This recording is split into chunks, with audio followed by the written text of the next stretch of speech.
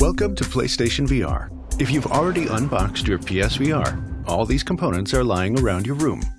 Here's how to put it together into your very own virtual reality system. If you have the CUH ZVR2, you'll first need to connect the stereo headphones to your VR headset.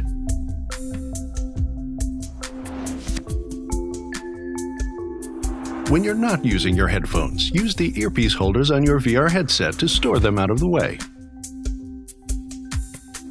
If you have the CUH ZVR1, the stereo headphones plug into the jack on the inline remote.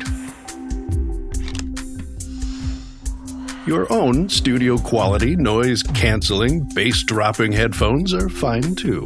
No offense taken.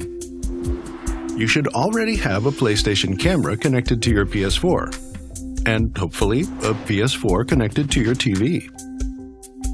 First step, disconnect the HDMI cable from the back of your PS4 and plug it into the back of the processor unit, leaving the other end plugged into the TV. Next, take the PSVR HDMI cable labeled number 1 and use that to connect the processor unit to your PS4.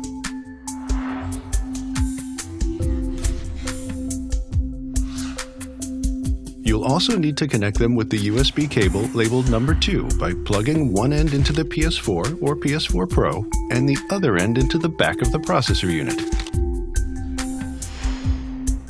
Now, let's get powered up. Connect the AC power cord to the AC adapter labeled number 3. Plug the other end of the AC adapter into the back of the processor unit and the free end of the AC power cord into your favorite wall outlet. Now, you will connect the VR headset to the front of the processor unit. Line up the symbols on the plugs with the symbols over the ports and plug them in. If you have the CUH ZVR1, you'll use the VR headset connection cable labeled number 4. Slide back the front right side of the processor unit to open the ports. Line up the symbols on the plugs with the symbols over the ports and plug them in. Then slide the cover back. The other end plugs into the VR headset's cord labeled number 5. Make sure that the symbols line up here as well. Take a moment to make sure everything's hooked up right. Okay, now let's turn on your TV, then your PS4, and PlayStation VR last.